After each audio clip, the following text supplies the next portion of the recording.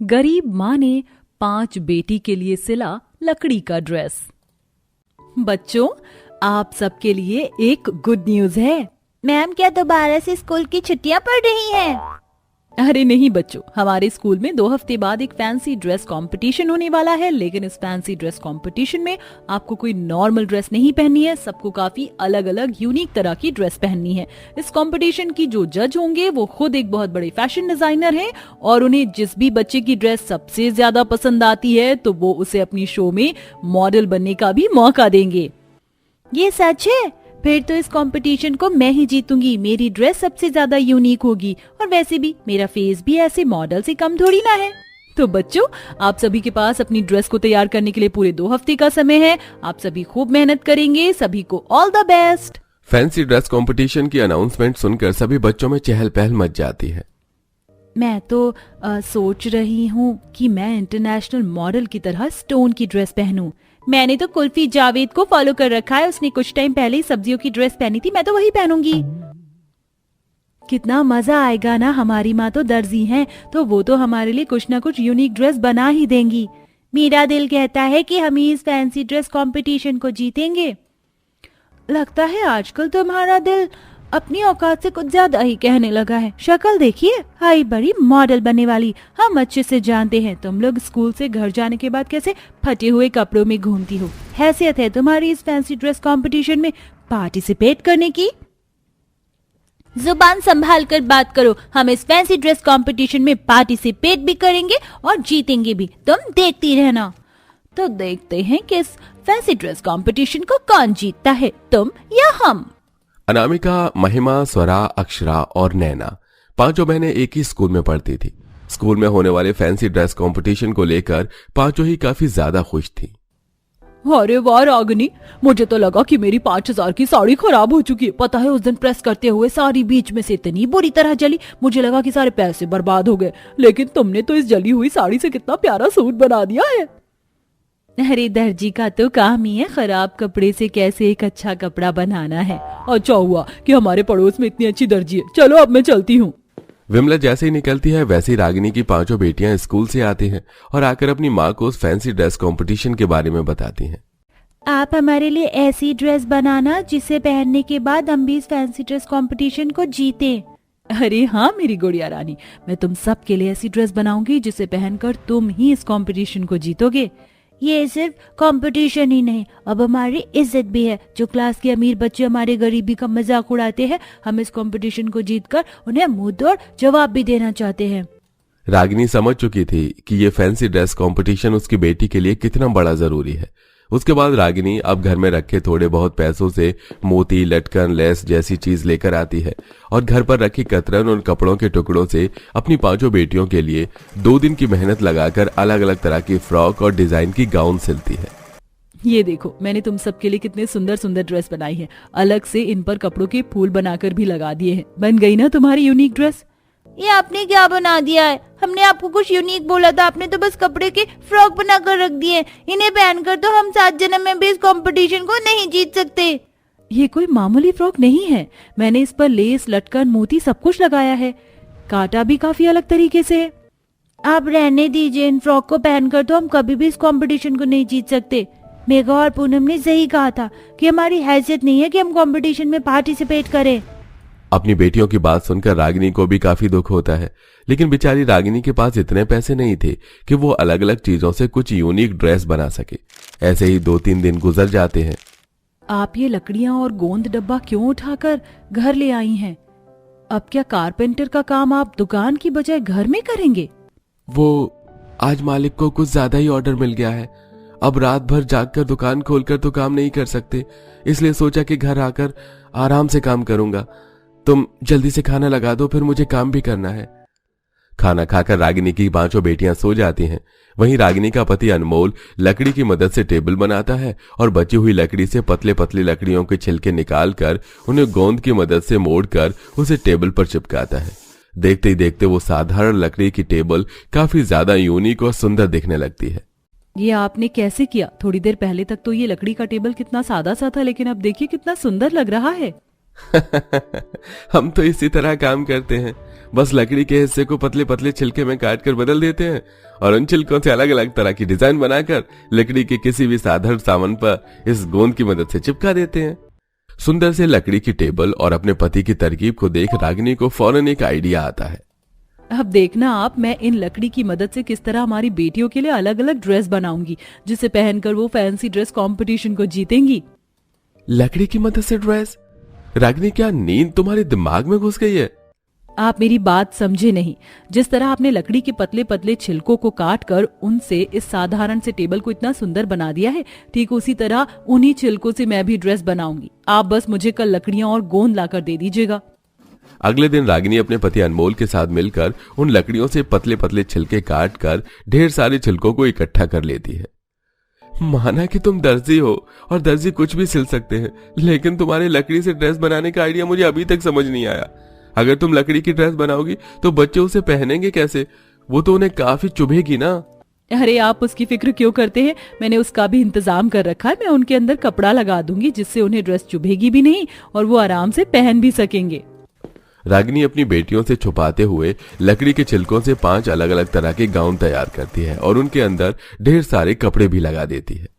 कितने सुंदर लग रहे हैं ये। एक काम करती हूँ, बाहर से पत्ते भी ले आती हूँ, वो भी इन पर चिपका दूंगी, इससे लकड़ी की ड्रेस और सुंदर लगेगी। रागिनी बाहर आंगन से पत्तों को लाती है और उन्हें भी उन लकड़ी की ड्रेस पर चिपका देती है। थोड़ी देर में रागिनी की 5 बेटियां जैसे ही स्कूल से आती हैं तो लकड़ी की ड्रेस को देखकर काफी हैरान हो जाती हैं। ये क्या है? ये तो लकड़ी की ड्रेस है ना? हाँ बच्चों, ये लकड़ी का ड्रेस है। इसे पहनकर जब तुम स्टेज पर जाओगे ना तो लोग तुमसे नजर नहीं हटाएंगे। अब बताओ, इससे यूनिक ड्रेस हो सकती है? यूनिक नहीं पर सुपर यूनिक है। आपने तो कमाल कर दिया। रागिनी की 5 बेटियों को उसका लकड़ी का सिला हुआ ड्रेस काफी पसंद आता है। तभी रागिनी के पड़ोस में रहने वाली सुषमा रागिनी के घर आती है और वो भी लकड़ी की ड्रेस को देखकर चौंक जाती है। उड़ी बाबा रागिनी, तुमने तो लकड़ी का ड्रेस ही बना दिया। क्या ये असली की लकड़ी का ड्रेस है? लेकिन तुमने ही बनाया है क्या? कैसे? लकड़ी को पहले पतला पतला छील दिया और उसकी मदद से ये ड्रेस बनाई है। बड़ी कमाल की निकली तुम। मैं तुम्हें क्या समझती थी और तुम क्या निकली। मेरे लिए भी कुछ ऐसा ही बना दो। समय गुजरता है और आज फैंसी ड्रेस कंपटीशन का दिन होता है। 5 बहनें अपनी माँ की बनाई हुई लकड़ी की ड्रेस को पहनकर जैसे ही स्कूल जाती हैं तो कुछ अमीर लड़कियां उनका मजाक उड़ाने से बाज नहीं आती। मैम ने फैंसी ड्रेस कंपटीशन बोला था, पेड़ बनने को नहीं। तुम तो पूरा पेड़ ही बनकर आ गई हो। तुम्हें क्या लगा कि तुम इस कंपटीशन को जीत जाओगे? ऐसा कभी नहीं होगा। इस कंपटीशन को तो हम ही जीतेंगे।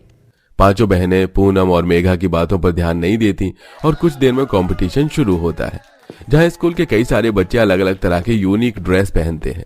कोई फूलों की ड्रेस पहनता है तो कोई सब्जी और पत्थरों की, जिसके चलते उन्हें जज से अच्छे से पॉइंट्स मिल जाते हैं। लेकिन जैसे ये 5 बहनें अपनी माँ के द्वारा सिला हुआ लकड़ी का ड्रेस पहनकर स्टेज पर आती हैं तो जज तो अपनी सीट से खड़े हो जाते हैं। Oh my God, unbelievable! क्या ये सच में लकड़ी की ड्रेस? मुझे तो यकीन ही नहीं हो रहा है। इतनी यूनिक ड्रेस तो मैंने पहली बार देखी है। So pretty. इसे किसने बनाया है? इसे हमारी माँ ने बनाया। आपको पसंद आई है ड्रेस? पसंद नहीं, बहुत पसंद आई, और इतनी पसंद आई है कि तुम 5 इस फैंसी ड्रेस कंपटीशन की विनर हो। गरीब बहनों को फैंसी ड्रेस कंपटीशन का विनर बनता देख सभी काफी खुश थे।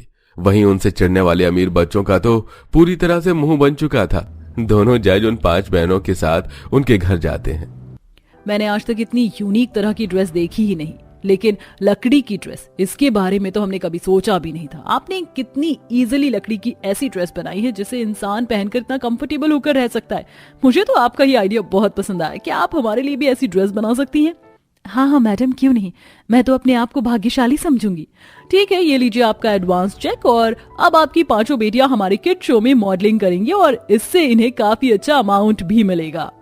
पल भर में ही पूरे गरीब परिवार की किस्मत बदल चुकी थी। अब जहां रागिनी एक मामूली दर्जी से काफी फेमस फैशन डिजाइनर बन चुकी थी, उसके पास सभी लोग अलग अलग ड्रेस सिलवाने के लिए आते थे। वहीं 5 बहनें भी अब फेमस फेस बन चुकी थी। इसी के साथ पूरा परिवार अब हमेशा खुश रहता है। बचाओ बचाओ, कोई मुझे बचाओ। मैं दलदल में फंसती जा रही हूँ। अगर ऐसे ही रहा तो मैं डूब जाऊंगी, और मेरी सास तो ऐसी है, चली गई तो फर्क नहीं पड़ेगा। काश मैं बच जाऊं और फिर इस महल के ससुराल के किनारे इस दलदल को हटा दूं। आखिर बेचारी बहू इस दलदल में कैसे फंसी और इस दलदल के किनारे इतना अच्छा अमीर ससुराल कैसे था? आइए जानने के लिए कहानी में कुछ समय पीछे चलते हैं, जहां श्रुति साइकिल चलाकर गुनगुनाते हुए जा रही थी। चला जाता हूँ किसी की धुन में, धड़कते दिल की तराने लिए, मिलन की मस्ती भरी आंखों में, हजारों सपने सुहाने लिए हो। इतने में सामने से एक कार आती है, जिससे टकराकर श्रुति साइकिल से गिर पड़ती है। ओए माँ, अरे तुम पागल हो? आंखों के बटन गाड़ी चलानी नहीं आती है क्या? तो चलाते क्यों हो? अरे आप मुझे गलत समझ रही हैं। गलती से आप ही मेरी गाड़ी के सामने आई हैं, फिर भी मैंने गाड़ी रोक ली और आपसे पूछ रहा हूँ। तो खुद को हीरो समझा है क्या, जो तुम कुछ भी बोलोगे और मैं मान लूंगी? मेरी बात का जवाब दो। जब गाड़ी चलानी नहीं आती तो चलाते क्यों हो? अब ज्यादा हो रहा है। अगर आपको सड़क पर खुद साइकिल चलानी नहीं आती तो आप क्यों चलाती हैं? ओहो, मेरी बिल्ली मेरे से म्याऊं? न तो मैं आपकी बिल्ली हूँ और न मैं आपसे म्याऊं करने बैठा। चोट लग गई होगी, ये लीजिए पैसे। अच्छा, तुमने मेरी सुमन और मुझे गिरा दिया और अब इन पैसों से सब बराबर करोगे? Just wait and watch. Shruti आसपास कोई भारी सा पत्थर देखकर आर्यन की गाड़ी पर मार देती है, जिससे उसका फ्रंट शीशा टूट जाता है। What the hell is this? तुमने मेरी गाड़ी का शीशा क्यों तोड़ा? ये लीजिए आपके पैसे, अब भरपाई कर लेना। श्रुति आर्यन को टशन दिखाकर चली जाती है। Damn this girl, she is so mad. But आज तक मुझसे किसी लड़की ने ऐसे बात नहीं की। सब मरती है मुझ पर और ये एटीट्यूड देकर गई है। आर्यन अपनी गाड़ी में बैठकर शीशा ठीक करवाकर घर पहुंच जाता है। कुछ दिनों बाद वो एक मार्केट में कुछ सामान लेने आता है, जहां फिर से उसकी मुलाकात श्रुति से हो जाती है। तभी श्रुति का कोई पर्स लेकर भाग जाता है। श्रुति उसके पीछे भाग नहीं पाती तो आर्यन उसकी मदद करता है। ये लीजिए, आपका सामान बचा लिया। उसे पकड़कर मैंने आपके पर्स को। ओह हेलो, ये पर्स नहीं मेरी चंपा है। ओ माय गॉड, तुम कितनी क्रेजी हो। साइकिल को सुमन बोलती हो और पर्स को चंपा। हाँ तो आपको कोई दिक्कत? वैसे थैंक्स मेरी चंपा को बचाने के लिए। इसी तरह आर्यन की उस लड़की से 2-4 और मुलाकात होती हैं, जिसमें दोनों एक दूसरे को प्यार कर बैठते हैं और बात इतनी आगे आ जाती है कि आर्यन गरीब श्रुति से शादी करके उसे अपने अमीर महल के दलदल के किनारे ले आता है। हे भगवान, मैं ये क्या देख रही हूँ? इतने सुंदर से बड़े से महल के आगे ये सड़ी सी मिट्टी की दलदल। हम इसको पार करके वहां तक कैसे पहुंचेंगे? और कहीं मेरा पैर या लहंगा खराब हो गया तो? मेरी सुमन होती ना तो इस दलदल को यूं पार कर देती। ओ श्रुति मैडम, तुम्हारी साइकिल आई मीन चंपा कोई एरोप्लेन नहीं है जो हमें दलदल से यूं पार करवा देती है। वो देखो, वो छोटी सी नाव है, उसी में बैठकर हम महल से आना जाना करते हैं। ठीक है। फिर दोनों उस नाव में बैठकर दलदल के किनारे को पार कर सुंदर से महल पर पहुंचते हैं कि महल को देखने के चक्कर में उसका एक पांव दलदल में चला जाता है, जिससे वो गिर जाती है। बचाओ बचाओ आर्यन, मुझे बचाओ, मेरा लहंगा खराब हो गया। ओहो, मैंने समझाया था ना तुम्हें, फिर भी गिर गई। हाथ पकड़ो मेरा जल्दी से। किसी तरह आर्यन का हाथ पकड़कर श्रुति दलदल से बाहर आ जाती है और महल के ससुराल वाले देख लेती है। आ गया तू अपनी मर्जी से गरीब लड़की से शादी करके। अरे जरा इसकी शक्ल सूरत देख, मेरे महल जैसे घर से मिलती भी है। दलदल के किनारे महल है तो क्या हुआ, है तो महल, कोई कीचड़ तुम्हें तो नहीं रहेगी। माँ, मैंने आपको कुछ समय पहले ही बता दिया था कि मैं एक लड़की से प्यार करता हूँ और शादी भी करूंगा, तो शायद आपको इतना शॉक्ड नहीं होना चाहिए। और जो भी हो, इस घर की इकलौती बहू तो यही है, बेहतर होगा आप इसे स्वीकार कर लें। आर्यन, तुझे जरा सी भी शर्म आ रही है? अपने माता पिता के अरमान मार दिए। हाँ मोहिनी, अब गृह प्रवेश कर ही दो। ऐसे ही कर दूं? देख रहे हैं ना आप, दलदल में लुढ़क के आई है, इसे कोई नई दुल्हन कहेगा भी। घर के अंदर जाकर साफ कर लेगी, कपड़े खराब हुए हैं, नियति नहीं। देख रही हो ना माँ, कैसे भैया इसका पक्ष ले रहे हैं। फिर सास को अपने दिल पर पत्थर रखकर गरीब बहू का आलीशान महल में गृह प्रवेश कराना पड़ता है। इसी के साथ दिन गुजरते हैं। पहली रसोई से लेकर सारा काम वो अच्छे से करती है। एक दिन सास, ओ बहू, आज खाना बनाने के लिए रसोई में कोई भी सामान नहीं है, मतलब सब्जी। जा जरा दलदल पार करके 3-4 सब्जी लिया, और हाँ पनीर भी लाना, मटर पनीर खाऊंगी आज मैं। और भाभी मेरे लिए मोमोज भी लेकर आना। अरे माँ जी, मैं उस दलदल को पार करके कैसे बाजार जाऊंगी? आज तक मैं गई नहीं और पहली बार जब आई थी तो गिर गई थी। मुझे डर लगता है। डर लगे या ना लगे, तेरी सास ने तुझे कोई काम दिया है और इतने बड़े महल जैसे ससुराल में रहने का शौक है, लेकिन दलदल पार करने का शौक नहीं है तेरे को। लगता है माँ ये महल को देखकर पैसों के पीछे आई है, भाई से शादी करके। अगर इस घर की असल मायने में बहू होती तो दलदल पार कर लेती। ऐसी बात नहीं है दीदी, मैं अभी बाहर से सामान लेकर आती हूँ। श्रुति नाव में बैठकर दलदल पार करके वहां से निकलने की कोशिश करती है, लेकिन बीच में उसकी नाव डगमगाने लग जाती है। हरे राम राम राम राम, मैं बच जाऊं, भगवान मेरी मदद करना, मैं इस दलदल में ना गिरूं, गिर गई तो मिलूंगी भी नहीं। तभी उसकी नाव संभल जाती है और वहां से निकलकर वो बाजार से सामान ले आती है और इस डर के साथ वापस दलदल के किनारे अपने महल वाले ससुराल में पहुंच जाती है। माँ जी मैं सामान ले आई, मैं अभी खाना बनाकर लाती हूँ। ओहो, इस चंट को तो कुछ हुआ ही नहीं। फिर श्रुति अपने सास और नंद का पसंदीदा खाना बनाकर ले आई, जो कि खाने में अच्छा होता है। माँ जी कैसा बना? ये कैसा सवाल है, जैसा बनता है वैसा बना है। खा रहे हैं ना तो समझ जा, बेकार तो नहीं है। अब तेरी तारीफ करूं तो वो मुझसे होगी नहीं। जी माँ जी। रसोई साफ करने के बाद, बर्तन साफ करने के बाद कल के जितने भी पहने और कमरे के कपड़े हैं सब निकालकर साफ करना, बहुत दिनों से धुले नहीं है। बड़े से महल का ढेर सारा काम करके श्रुति परेशान हो जाती है और ससुराल वाले बार बार उसे दलदल पार करने वाले काम देते हैं जिससे कि वो डूब जाए। एक बार तो चंट नंद नकली मगरमच्छ को दलदल में डाल देती है, जिससे श्रुति डरकर दलदल में गिर जाती है। बचाओ, कोई मुझे बचाओ, वो मगरमच्छ खा जाएगा। मैं मरना नहीं चाहती, अगर मैं जिंदा बच गई तो ये दलदल यहाँ से हटा दूंगी। हे भगवान शक्ति दो। अपने डर पर काबू करके श्रुति किसी तरह तैर कर वापस महल पहुंच जाती है। शुक्र है भगवान की दया से बच गई। आज तो मेरा दिल मुंह से बाहर आने को था। आज तक तो इस दलदल में कभी मगरमच्छ नहीं दिखा, आज कैसे आ गया? माँ आपको पता है वो गरीब भाभी कैसे डर गई नकली मगरमच्छ देखकर, लेकिन तैर के वापस आ गई। वहीं दफन हो जाती तो अच्छा था। हाँ, कम से कम उससे पीछा तो छूट जाता। ये बात सुनकर श्रुति की आंखों में आंसू आ जाते हैं, पर वो नजरअंदाज कर देती है। अगले दिन ससुर के पास नाव नहीं होती, उसकी नाव दलदल में डूब जाती है। तभी अरे बहू, मोहिनी, इंदु, अरे कोई महल से बाहर आओ, मैं दलदल में इसके किनारे में फंस गया हूँ, मुझे महल में आना है, मेरी मदद करो। आवाज सुनकर सब बाहर आते हैं। अरे तुम्हें भी यही दलदल के किनारे फंसना था क्या? अब कैसे आओगे? माँ जी मेरे पास एक तरीका है, मैं अभी आई।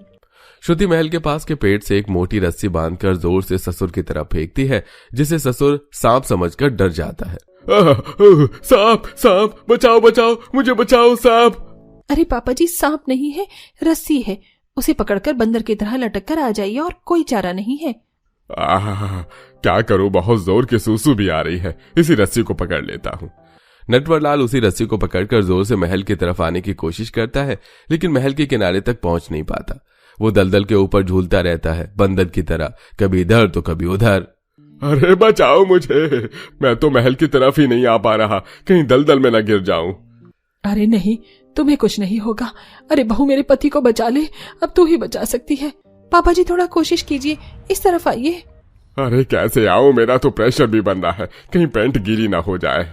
तभी श्रुति अपने ससुर की टांग पकड़कर खींच लेती है, जिससे वो आधा दलदल में गिर जाता है, फिर बाहर निकालती है। माँ जी, पापा जी बच गए। अरे बहू, तूने क्या किया, मेरा इतना महंगा सूट खराब कर दिया।